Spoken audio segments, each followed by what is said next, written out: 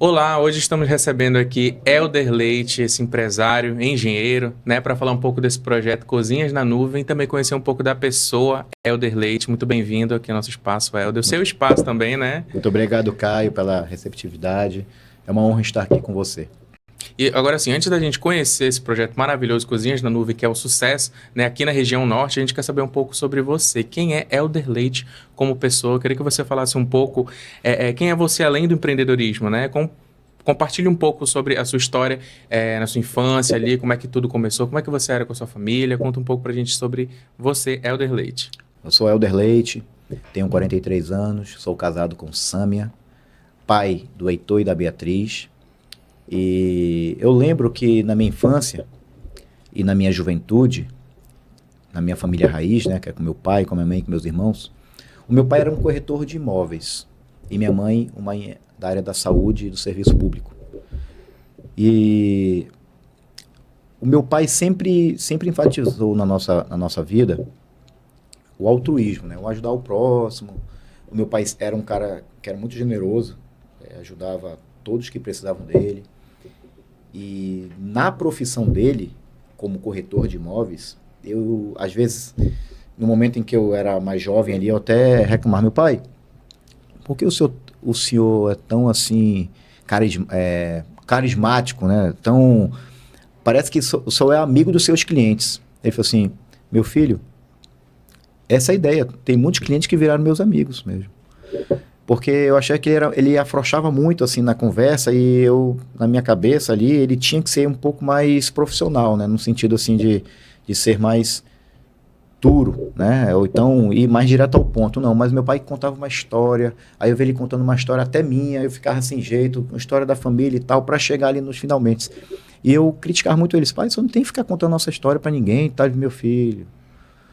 Tudo é um processo, né? Ele ficava explicando, meu filho, tudo é um processo. Ele tinha essa habilidade comercial de se envolver mesmo com o cliente, entendendo e tal.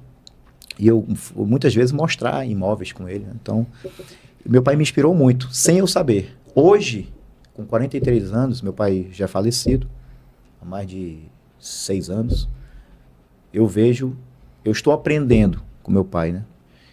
E o Cozinhas na Nuvem nada mais é que uma forma de eu ajudar um empreendedor a construir o seu sonho. E eu não tenho como entender o meu cliente sem conversar com ele, sem me envolver com ele, sem compartilhar com ele também as minhas dores que eu tive no passado, meus insucessos. Então acaba que hoje eu estou entendendo a importância de tudo aquilo que meu pai fazia na profissão dele de corretor de imóveis.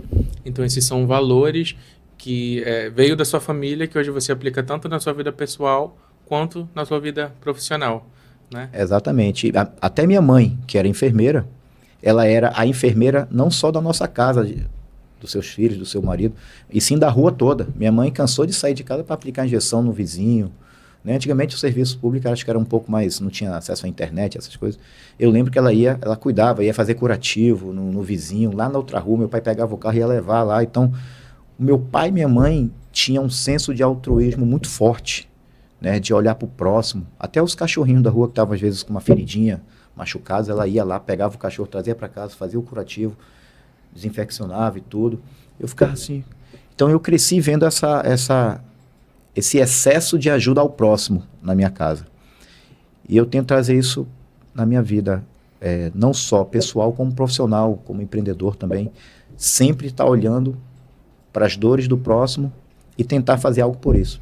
Que faz parte, né? Às vezes a gente pensa assim, não, é venda, eu tenho que vender o meu produto. Quando na verdade vai muito além disso, né? Às vezes uma preocupação ali, um cuidado diferencial, ajuda até a fidelizar clientes, né? Que é uma dificuldade aqui na região norte. Exatamente. Inclusive, nessa minha jornada como empreendedor, estudando também, né? Que é importante você estudar cases de sucesso, estudar teorias novas, estudar nova economia, a nova forma de fazer negócios. E lá diz o seguinte, é bem forte. Pense menos no produto e pense mais no que ele pode proporcionar às pessoas. Então essa é uma máxima que eu levo muito dentro dessa minha vida empreendedora. Legal. E ali na sua infância você teve esses valores, aprendeu esses valores, né, com a sua família. E ali na tua adolescência já para começar a estudar, ir para a faculdade, como é que foi esse período na tua vida? Olha, teve uma época que eu tentei ser empreendedor. Com 9 anos, o meu pai não tinha com quem me deixar na época e me deixava na casa da minha avó. Na frente da casa da minha avó, tinha a tia Sara, que tinha um comércio, um barzinho. E toda tarde eu ia para lá ajudá-la a atender as pessoas, né? Tá, dar um quilo de arroz, não sei o que e tal. E ela vendia din-din lá. Vendia din-din. E eu fiquei, cara... Eu via como ela fazia, né? Era um suco, basicamente um suco e tal. E ela tinha uns saquinhos. Eu peguei alguns saquinhos, botei no meu bolso e levei para casa. E comecei a fazer din-din lá em casa. E começou a dar certo. Vendia... Quem me ajudava era a Isabel, a secretária, que tinha lá em casa, né? Então... Vendi bastante din-din para meus amiguinhos, né? Tinha um caderninho de contas, vendia e tudo. E chegou um momento em que a minha mãe descobriu, né? Minha mãe descobriu, não gostou. E ela achou, meu filho, não faça isso. Porque vão pensar que a gente está passando necessidades. Eu botava uma plaquinha na frente de casa, mas antes de minha mãe chegar, eu tirava.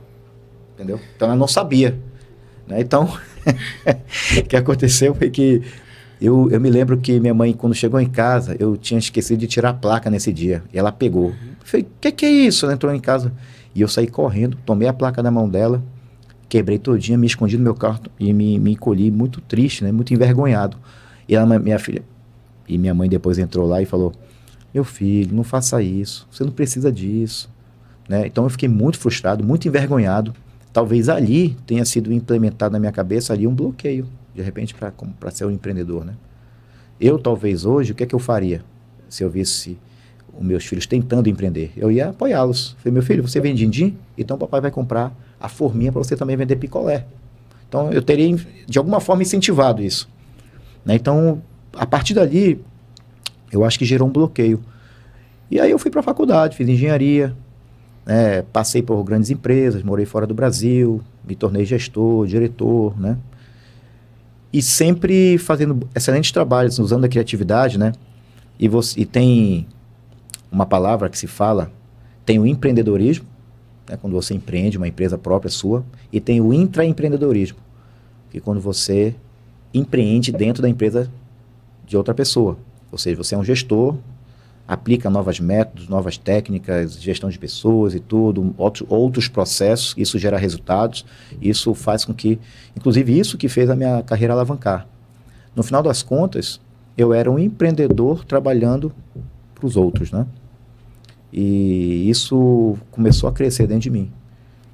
E foi o momento que eu comecei a empreender também fora. Então eu levava uma vida paralela. Por muito tempo eu levei uma vida paralela.